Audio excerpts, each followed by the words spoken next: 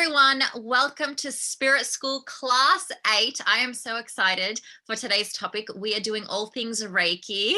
And of course, I am not a Reiki master. That is not my area of expertise, but I am surrounded by beautiful people who do have the qualification. And when I really thought about Reiki and who I know that could serve this in the best possible way, there is no one that I thought would be better than my dear angel friend, Sky Campbell. I'm so honored to have her here. And of course, she said yes, and it's amazing. So a little quick background.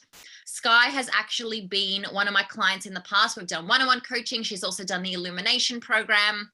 She's also done a number of my courses, and we've become friends. And she's someone who I know will be in my life forever, ever.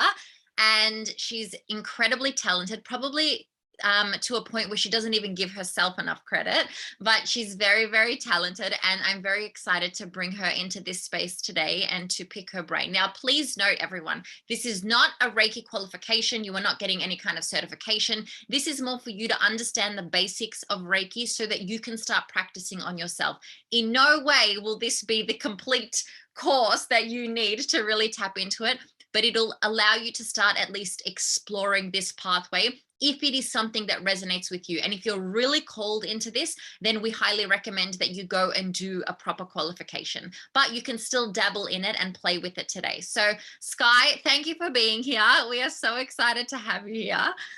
So let's start at the beginning. How did you even get into Reiki? What called you? Oh, wow. Well, one, thank you for having me. Honored to be here. Honored to be with you all. My parents weren't really into energy work. But I knew that that was an element of my life that was missing because like the 3D world was here, but like the spiritual components I was missing out on. I was doing a lot of personal development. I was doing a lot of therapy and counseling, but again, that spiritual piece was missing. And then as I popped into like crystal shops and metaphysicals and started building a spiritual community in my area, that's how I got introduced to Reiki. So I started off as a client, and then every time I left, I felt subtle shifts. Like I had more peace in my heart.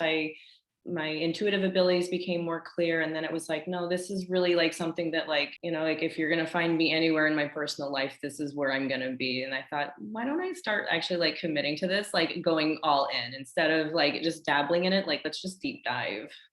Amazing, amazing, amazing. Okay. So let's assume that the people watching here today know nothing about Reiki, okay? Now, the basics from my understanding, if I were to explain it to someone as someone who doesn't have a certification, but who knows a lot about Reiki, it's energy work, period, dot, right? Energy work, that's the simplest way to define it.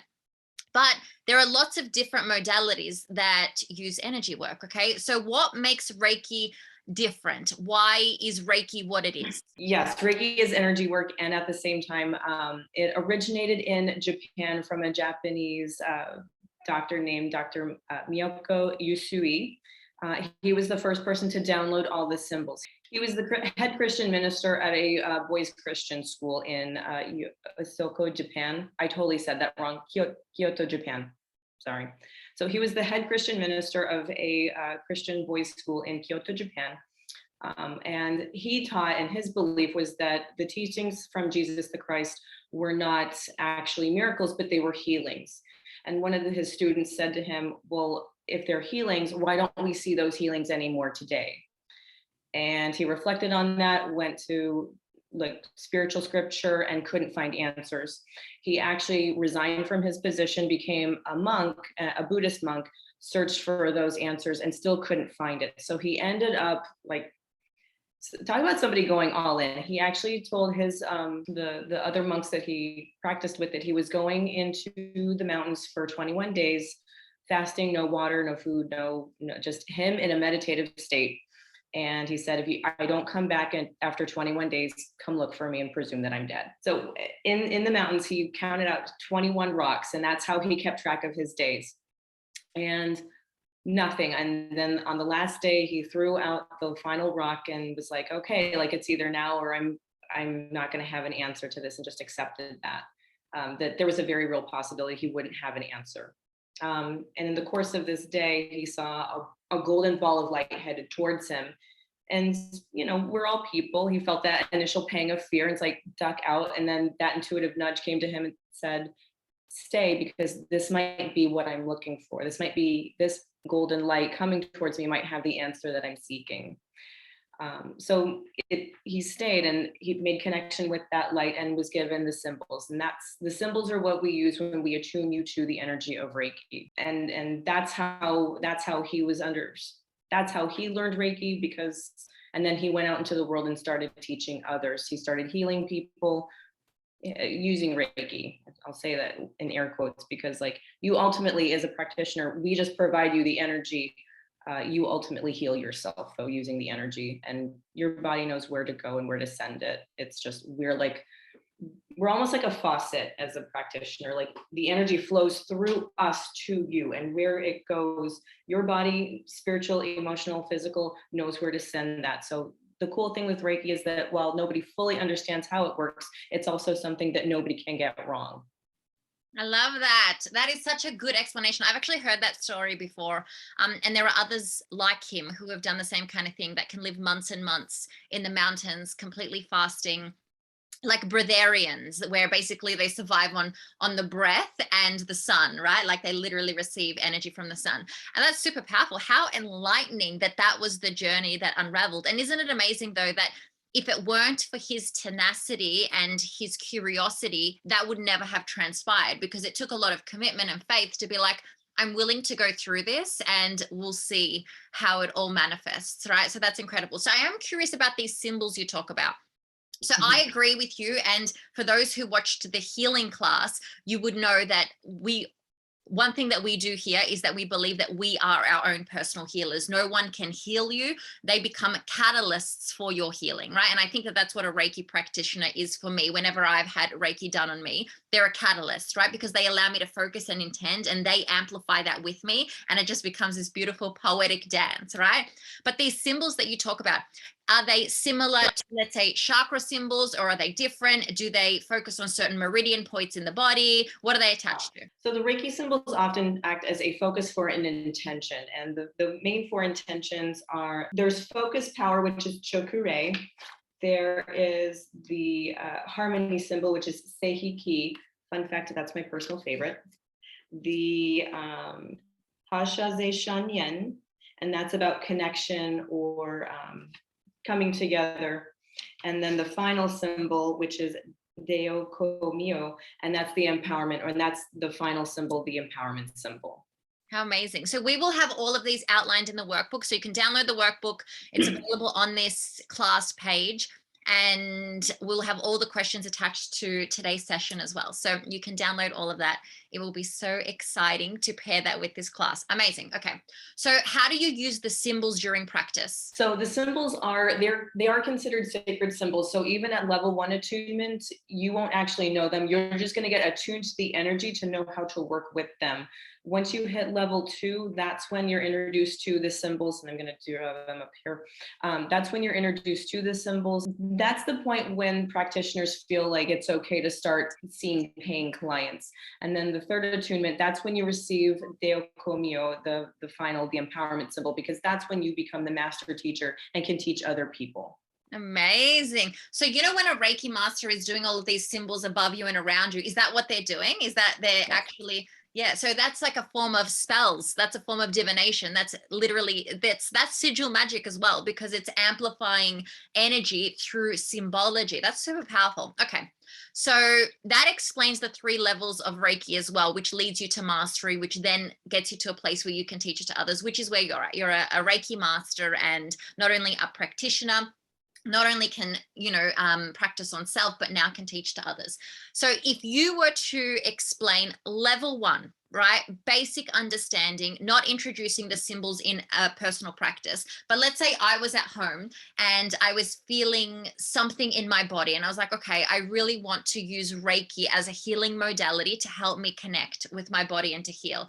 What would be the step-by-step process to get me there? Oh, perfect. Yeah. So the first thing you're going to do is like an aura sweep. So you're just going to kind of comb through your aura, sweep off any energy that's not of you, by you, for you, and send it back with love to wherever it came from, or to wherever its most bright and perfect place is. After that, then you do the body scan, and that's I call it the tension point. It's where do I need to go first that's going to unravel everything else so that the most healing can happen in this time. After that, then you would go on to the different body parts, which would be like your head, forehead and back, and the back of your head, the top of your head, over your face. I just try to be mindful not to like, I want people to be able to breathe and see. So I try to like give them some space. Your neck, the tops of your shoulders, and then you'd go down to like your chest, and then like your abdomen and your back. And there are about 4 different points for like abdomen and back, just so you hit all the energy points. You also do your knees, your ankles, and the bottoms of your feet. Okay. Are you touching or are you hovering? That's a good question, and it depends on who you're working with, because obviously if you're working with another person, we want to be mindful of boundaries and body space. So I Let's say would on go, self. yeah, okay, on self, whatever you're comfortable with. I would say I connect with me, but then again, I'm comfortable connecting with me. If you're not comfortable with it, then hover. Okay, perfect. Dealer's choice. Dealer's choice. You find the tension point. I rub my hands together and say Reiki on, and then I will do either the symbols in my palms or like over myself, my vessel. And that's when I start with my tension point, where I'm just gonna use my shoulder for example. Like I'll start with wherever I first feel called to, my tension point, and then I go through the rest of the points, like, starting from, I go top down, but really you can go wherever you want. I mean, wherever you feel called to first is where you could go. So like that could be like back of the head and forehead, the top of your head, the sides of your head, over your face, and then you go into like kind of like the tops of your shoulders. I even kind of like cradle my head sometimes. That one feels really nice. If I'm working with another person, this is one that I spend a lot of time with because it's nice to feel supported. And then you go chest, and then the different points on your abdomen and back, which there are 4 because it's a big space, right? It's most of our space on our body. Then you go through the knees, ankles, and then the bottoms of your feet. Okay, and then is that the end of the practice? It can be the end of session if you want it to be.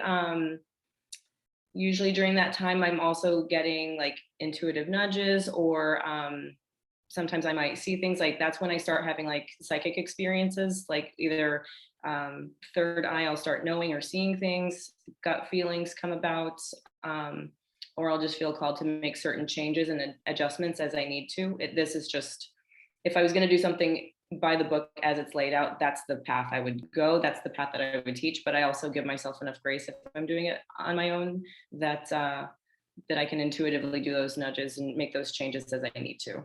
Okay, and when you're going through each of the points, are you sending light or are you just offering energy and space to that energy point?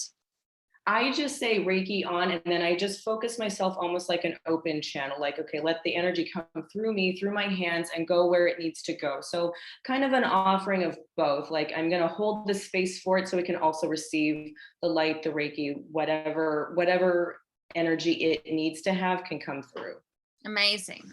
Okay, and then at the end of the practice, do you have to do some kind of ritual to turn it off, or what do you have to do? I personally will just, it sounds kind of silly when I'm doing it for myself, but I will cut cords whether I'm with a client or myself. I just say, I'm disconnecting from the energy at this time. I say, thank you. I'm cutting cords with anything and anybody that I connected with. We are separate divine beings connected only through divine light and love. Okay. And then I'll go wash my hands. Beautiful. Okay, so we will have the entire step-by-step process in your workbook. Well, it's there already. So you can download that and basically create your own practice. I think it's important to note that although there are traditional steps when it comes to Reiki, each practitioner makes it their own, right? Like I've worked with many different Reiki teachers that incorporate different kind of elements, and you would do that too, because although you're using Reiki as a modality, you also have the divine wisdom that comes from many healing modalities. So you may decide to include some of them. You may decide to have crystals present. You may decide to have a white light orb visualization present. You may decide to use sigils. You may decide to use color magic, in which you ask the client to wear white or you to wear white, right? You get to decide how you amplify the practice or how you dilute it, right? It really is personal.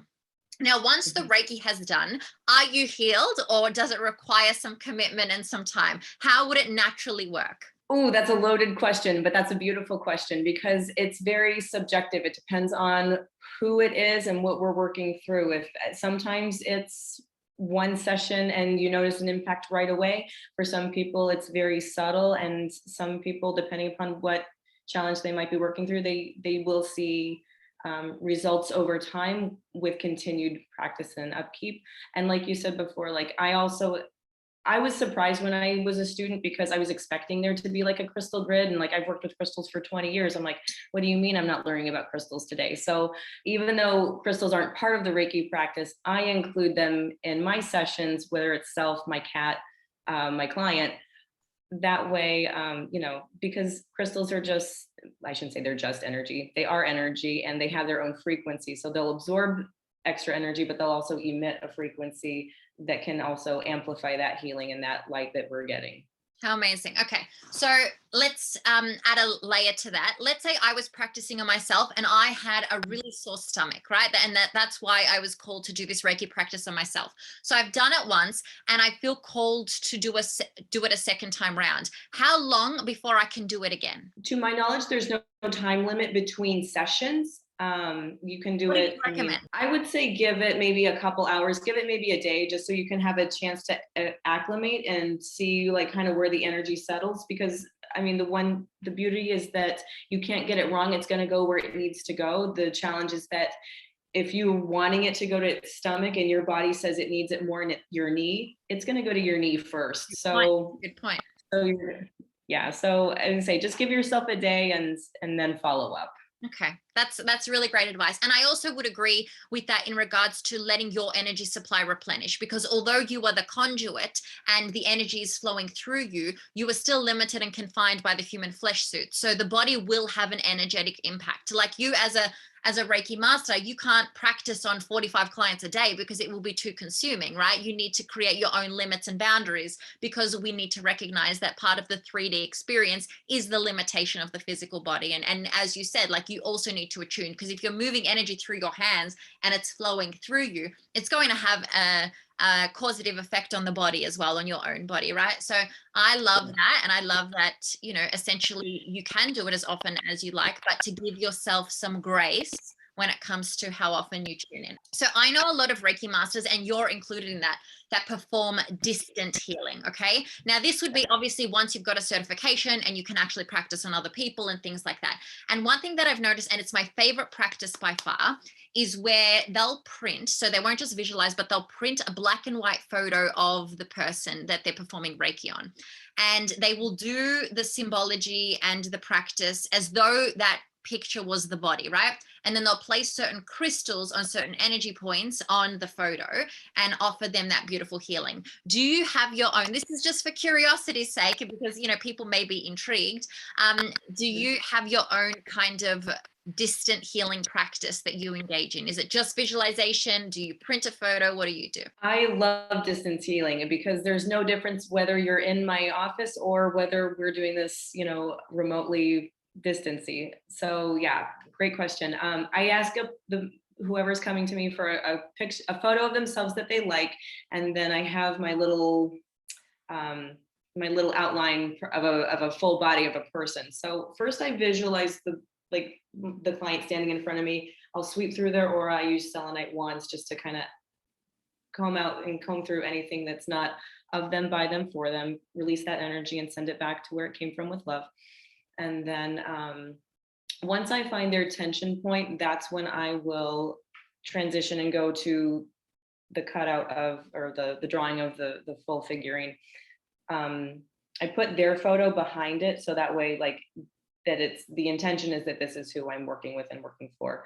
And then once I find that tension point and I know where I'm going to start, like the crystals that are called will start to come to me. And, it might just be 3 to 5, sometimes it's 20, and that just, and sometimes it's as we go that it's like, okay, they need citrine. And then it's like, no, we're going to switch over and include fluorite. And then it's okay, some black tourmaline. And then, whatever they need and whatever's calling to them, I just go grab, and then we'll keep going as session progresses. And then at the end, Yeah, and at the end, I will always call and give a follow up so that way they can give me feedback, what came up for them, what they noticed, but then also I'll share with them anything that came up for me, anything that I noticed, whether that was pain, body sensations, guidance, any third eye experiences. So I'll just share that information with them, and just so they can do what they want with it. Amazing. I love that. Okay. So I've had a few Reiki sessions performed on me in which, because you mentioned about the channeling or the intuition that comes through at a certain point, or that's when you start to receive that third eye activation and wisdom. Okay. And I've had a few Reiki masters who start chanting and singing, like it sounds a little bit like light language, but even like an ancient hymn as well. So have you ever experienced any kind of chanting or anything that just wants to come out of your body? I haven't yet, but I feel like chanting is going to be the next leg of my journey because I do feel called to start exploring that realm. And that I feel like is going to be, I feel like that's going to happen. It's just, it hasn't been yet. And that's okay. I love that. And so, if for those who are watching this class and will start practicing this on their own, I think it's important to know that it is a progressive journey. The first time you do it, you might feel a little bit dicky, right? It's going to be like, this is kind of weird. I'm combing my energy and I'm sending light to different energy centers. But as you start to acclimate your own psyche to the practice itself, and you recognize that actually this is doing something in my body, it will start getting easier and easier and deeper and deeper and richer and richer. And the entire spirit school experience is about magic mastery. Okay. And mastery requires two things. It requires both intention and attention. Attention is the space, it's the time, it's the practice. Okay, it's what our ancestors used to do. They used to commit so heavily to the work that they committed to it for an entire lifetime, right, to master it. Whereas today we have a lot of intentions. I want this and I want that, I want this and I want to do all of these things.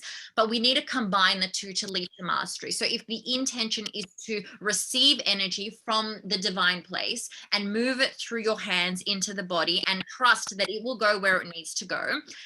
That's my intention. And then the attention is the commitment to the practice and the ritual. So it's recognizing that over time it will develop, it will get better, it will get stronger. And you may be called to at a certain point where you're like Sky and you're just like, actually, I want this to be something that I do for a living, or this is something that I want to practice on others. So let me go and get my certifications. But you will be going into it already with a level of mastery that most beginners won't have, right? And I think that that is super powerful. So this is super cool. This has been so informative. Is there anything else you wanted to add for the people that will be practicing on their own? I totally forgot to include that I always ask myself, but also the client that I'm working with, what's my intention for this session? So if it's for healing, if it's for peace, if it's for surrender, if it's, and it can be anything. It can be like a whole sentence, like I see myself as healthy, happy, and whole. And then, and I always make sure to do that before I start with whether I'm working with myself, whether I'm working with my cat, another animal, my clients, so another human. Yeah. I love that. So a mantra, an affirmation, an intention, an invocation, something, whatever you're called to do. But I think that as Sky just mentioned, I think it is important to go in with an intention, because I always, even friends that experience psychedelics and those who have watched the plant medicine class, we dived into this a little bit, but a lot of people go in with expectation and you're left disappointed. Okay. So instead reframe to intention. And I would say the same for Reiki. Don't go in with expectation that I'm going to do this practice and I'm going to heal all of these things. Instead, go in with intention. And therefore, you will never be left disappointed, because you will let the intention create its own energy field and its own life force, and it will move and do whatever it needs to do. As Sky mentioned earlier, you may be focused on the stomach and your expectation is that, but if my intention is I will allow the energy to flow to where it needs to, and then it goes to my knee, and so it is, right? And I will let it be that. So I love that. Today was an incredible class. That was so much fun. And isn't it simple? The truth be told, that although Reiki masters commit to months and months and months, if not years, to mastering this practice, you offer 30 minutes of your time, and all of us that received this class today have a very good understanding of what Reiki is, probably more than they've ever understood before, so much so that they could definitely start to practice on themselves. So thank you so much. As I mentioned, all of the details, the step-by-step All of the symbols will be available in the workbook. Thank you for being here, Sky. And I will post all of Sky's links in the workbook as well while they're there. It's funny when you're recording these videos, but you're creating the workbook after the video. But when someone watches the video, the workbook will be available. That's the beauty of course creation, everyone. Transparency, full transparency. But all of Sky's links are available in the workbook. If you'd like to reach out, you can follow her on Instagram, connect with her. She's such a beautiful person. And she also has so many other areas of expertise. It isn't just Reiki. She comes from a very diverse background as well. So I highly recommend you go and get to know her. Thank you for being here, Sky. Thank you for showing up in this way. It was such a beautiful session. Thank you for having me. Honored to be here. Thank you for having me. I'm very grateful. And I think the one thing I forgot to add is that the nice part with Reiki is that it's more than just your plant, I'm gonna say plants and animals. Sure. It's more than just people and animals. You can use it on plants. You can use it for your car. You can use it on your food, like on your water, like when you bless your water, you bless your food, like draw your symbols over it as well and infuse it with that energy. So again, it kind of goes back to the intention piece, like intent, where intention goes, energy flows. Love that. Something I hadn't even thought of, totally overlooked that. Like, I love that. Everyone, we have class 9 next week, all on plant medicine. I mentioned that you may have already watched it, but it is next class. And you don't have to wait till next week because it's all already available on the platform. So I will see you then.